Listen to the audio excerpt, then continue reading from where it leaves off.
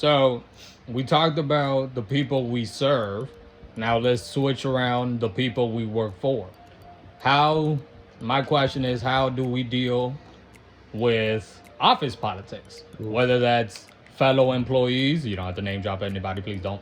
Your bosses, management, anybody, above the uppers. That's Well, I mean, let me just tell you, I was just recently accused of certain things, which I've won my case, of things that did not happen, and there's no proof. And that's all due because they were jealous of my success. They're still jealous of it. I'm one of the top salesmen for the branch that I work for, so Jazz hands. I know. Thank you. Hell, thank You guys are the slowest jazz hands group I've ever been in. You never been in a jazz hand You group. don't know that. Anyways, go on. So yeah, they were jealous and they wanted to remove me from my position so they can take over my position. But of course, the bank was able to see that I was bringing in the numbers, and they rather see that than have to deal with false accusations. With they weren't able to prove it. So I've never gotten a complaint working the catering job, and I've had multiple people who have actually managed multiple people, and yeah, that's huge. Makes a big difference. It hurts. Very emotional, man. I feel it's also discouraging. It's like I'm not going to get too much into it, but recently this year I was involved in a couple situations at work due to a relationship I had with somebody.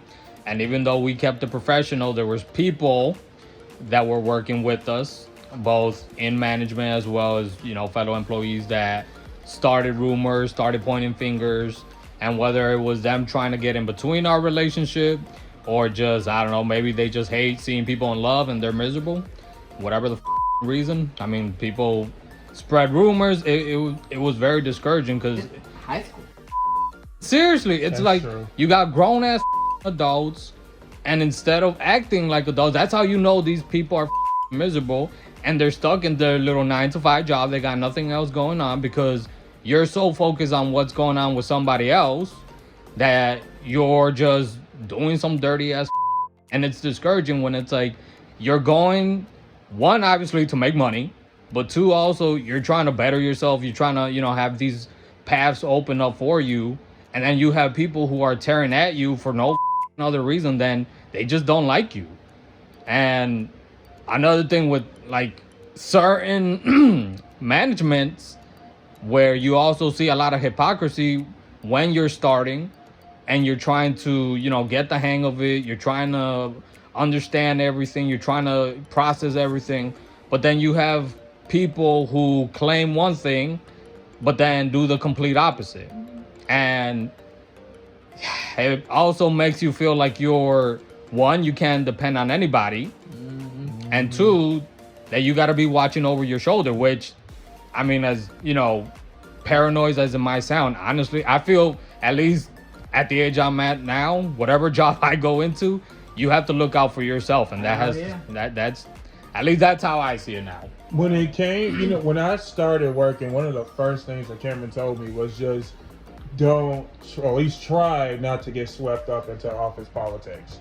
Because, he worked way more than me, so he knew that can be real consuming. Back then, I can say it, I didn't know the full gravity of what he was trying to say to me, but now I get it. Because, I remember that I came over here that day where I was just feeling defeated. It was really, really horrible.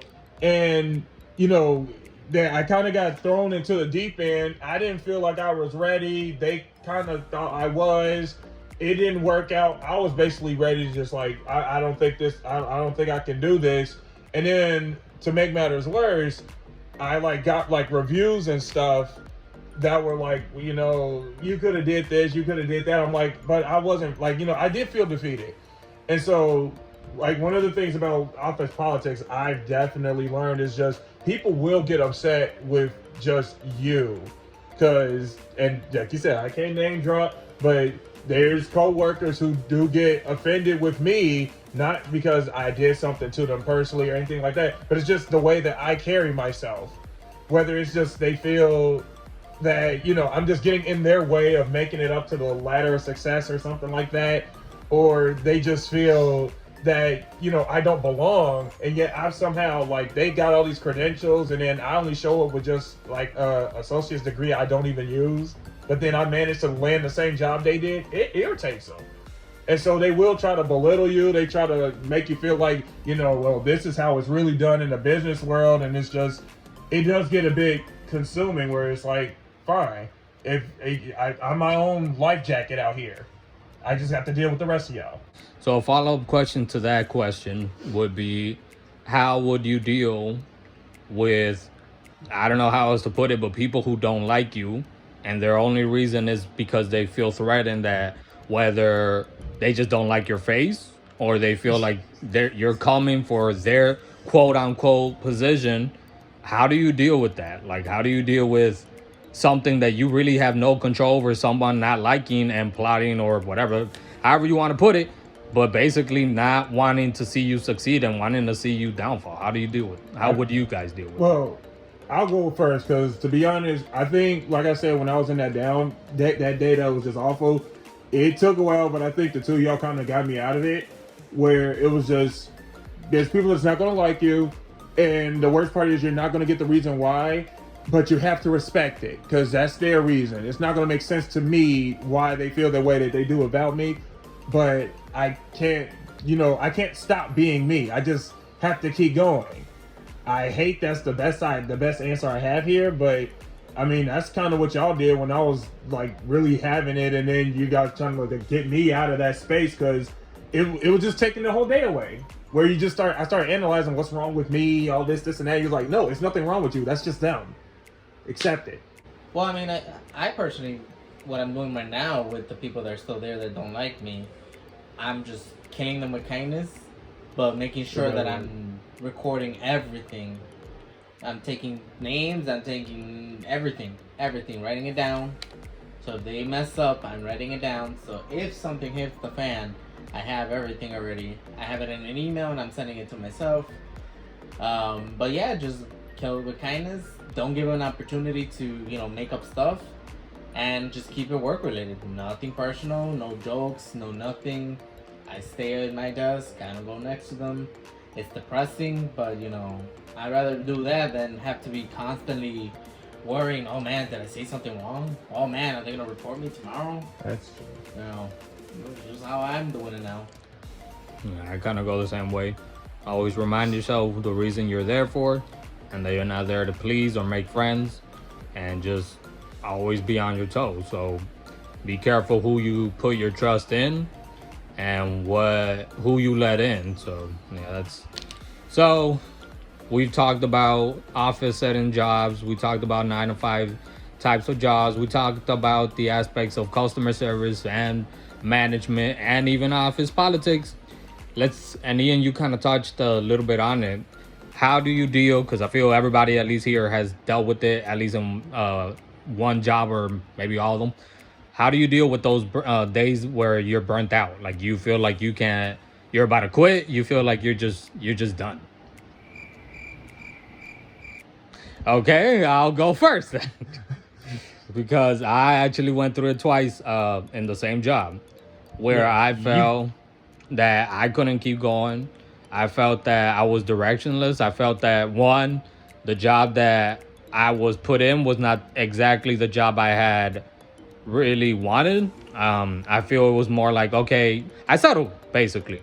At the time, I was getting out of school, and there wasn't many jobs out there for me, or at least not, that was willing to hire me. So I did take it, and I'm glad that I did, because I did learn a lot. I met some good people, I met some people, but nevertheless, it was good experiences. But when that day, both days came, it was hard. Like, it was hard because even though that well, at least I knew at that point where it's like, this is not where I belong. This is not for me. it was hard for me not to feel that kind of that guilt afterwards, that shame. Like, oh my God, I'm quitting. Oh my God, I'm stepping away. People also making me feel like, oh, you should be grateful. Why are you quitting? Why? But I had to learn later on that you have to look out for yourself. Same way that you're looking out for yourself when you're in there, you have to look at yourself, look out for yourself when you're getting out of there. And you have to look at, if this is not for you, the money was good, the pay was good, but my happiness was not there anymore. My peace, I mean, not that it was always there, but my peace of mind was not there anymore either. I was literally, and I only worked there for a couple months, and I was miserable already. I'm like, I'm tired of dealing with all the bullshit. It was, I remember I told everybody here, if I'm going to suffer, because no matter what job you get into or what field you're going to get into, you're going to have to deal with bullshit.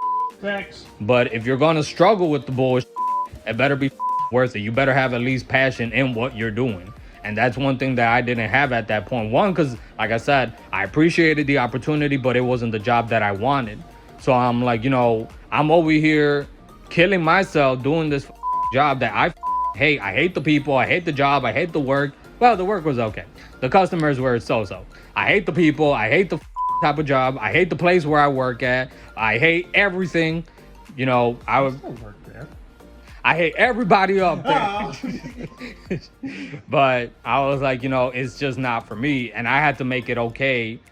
Silence all the voices out there. Silence that little voice inside of me criticizing and judging myself.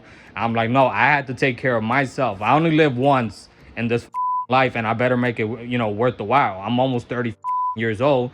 I'm not going to be working a job just because people are telling me that I'm supposed to be there and I'm supposed to be grateful for a job. I am grateful, but I'm not happy. So that's kind of how I'm looking at it now, where I'm like, I'm no longer just going with the flow. I want to know exactly what I want to do in life, my career, a job, whatever it is. I need to make sure that that's where I want to be. I can't pick and I can't choose, unfortunately, the people I'm going to be working with, for, or serving. But at least if I'm going to be in a job, I got to make sure that that's where I want to be. So that's kind of how I had to resolve that burnouts. Yeah. Well, gee, I mean, every voice, I guess. Every one of them up there. Anyway, you know what? I think the biggest lesson I learned was just you got to get away. Because hilariously, ironically, it almost happened again with like just the burnout when they put me in a new position that I was technically not getting the training for. They told me I was going to be training for one thing, then they put me in something else. I tried it for like a couple of days, and I was already at my wit's end. And I went to my higher ups. I was just like, I don't think this is for me. This, and that. And she pointed out like, well, you're always here. You're always just working. Maybe you need to get away. And so, aside from the fact I'm trying to plan out, I guess, vacation time and stuff like that, I am learning that it's important to get away, because it's not just that you take home with you, but it's also that even when you do leave the job there, your energy sometimes stays there too. Mm-hmm. And then it's like, but there's other people that, I got to interact with. Like, I interact with you guys. I told you this straight up. Like, there's sometimes, like, when it's weeks like this, when I know, like, we're recording and doing stuff or just hanging out, it makes the weeks go by faster. It's a good outlet. Yeah, because, like, at least I'm like, I know there's going to be a moment I'm going to actually have fun with the people I actually do enjoy, like, on a significant level. So those moments makes the dead energy kind of go away, where it's just like, all I need to do is get to Friday or whenever, like, we're going to do stuff, because then I'm like, there's something after this. Some of them just got to go home, to go to bed, just to wake up and it's that job again. I don't have that luxury, and I'm thankful for it. I get to actually have fun with friends. I get to do other stuff. So I'm learning to kind of take that with me. Yeah, and I say my way to get away, honestly, is the fact that I work for my catering with my friend. So I actually look forward into working on a Saturday or on a Sunday at the catering event. So honestly, I think that's how I cope with the whole stress and burnout. And of course, taking as many sick days as possible because they freaking pay for it. They're gonna pay for it. Yeah, I found that out recently too. I thought my check was gonna be short. Apparently, yes, sick time is paid off. That's a good thing. So to wrap up this episode, great talk, guys. So we talked about all that. Now this is a little bit out of left field, I guess. A hypothetical. What would you guys think about starting your own job or being self-employed? Well, Yes. Yeah. It's not a yes or no question. Oh. It's an open-ended question. I mean, not gonna lie, I've thought about it, and I will do something later on. I just have a couple obstacles I gotta finish, and I need a secure job at the meantime. But yeah, it's something I will be doing. Like I said, I'm planning to be a broker, and then pretty soon just go independent and start working with people finances, where I'm literally just investing, and they call me once a month to see how they're doing. For me, I have mentioned it before. I am actually working with a couple friends, writing our own series and starting our own production company. So all that, we're in the infancy of all that, the structuring, the company, and just all that. But me, I'm very excited. It might take a couple years until we finally have the final result, but I am excited. I'm also the type that I want to first make sure I got all the details kind of straightened out before I start saying I have what exactly I have planned. But I do have something that I'm working on personally. For me, I've always been passionate about motivational speaking. That's always been kind of my drive. So that's something also that I'm kind of thinking about and working on, starting a business of my own. And this is also why I'm on this channel too, because this is kind of a platform for me to practice. So I know for me, outside of the job, I'm trying to write. I'm trying to write a book. I'm trying to write a book just about kind of stuff that led all the way up to this point and things like that. And even when I was working the job now, I've been getting subtle hints about other avenues of where I should kind of probably be looking towards. One in particular, it came up just being on radio, and it wasn't even just callers, but even my older brother said the same thing. And so I'm getting ideas of where I probably should be and things like that. And like you said, Omar, it's just right now, we got to take care of bills, kind of get things structured first. So that's the reason why the job remains. I think that's why, many people do the just 9 to 5 thing. But if you do have a plan to try to do something else, there is going to be a time where you want to move. I've been name dropping my brother because he's been really inspirational these past years and stuff, where he's the new job he has is basically just doing audio tech and things like that for venues and events. But he was doing that before he even got the job. And so now I feel like he's starting to get trained into an area of where he should be. And then even in the conversation we had, he told me, he was like, dude, I want to have my own business. I want to have my own audio audio studio thing, things like that. So I think the 9 to 5 does have its benefits, because in that working, you do find what really does interest you outside of it, or sometimes in it. And then it's just a matter of making that plan to transition out. So closing thoughts, guys, take care of yourselves and make sure that what you're going to be doing is going to be something that you're happy in life, you're passionate about. And even if you don't have your whole life figured out, that at least it's worth it. Don't be fucking putting yourself through a job that you got shitty pay, shitty people you work for and with and serve, and the job is just horrible. Make sure that you take care of yourself and make sure that you're happy and passionate about it as much as you can, and always do what you feel is your calling. So that's my final thoughts. Hey guys, any wrapping thoughts before we end it? Fuck jobs. Steve Jobs. Okay. Jobs are important. Again, it's about experience. As long as you get the experience, coming out, like you said, Ricky, you tried the job and it didn't work out, but you did get experience. I think that's reward enough. Like, maybe you had plans for it to go a little bit longer and it didn't work out, but that's cool. At least you got the experience. You can take that with you to wherever you go next, because at least you evolved. That's all that really matters. So guys, thank you for joining us and tuning in, and hopefully you guys will enjoy it, and hopefully if one person can help, hopefully it does. Tune in to our next episode. Take care. We love you guys. See you later.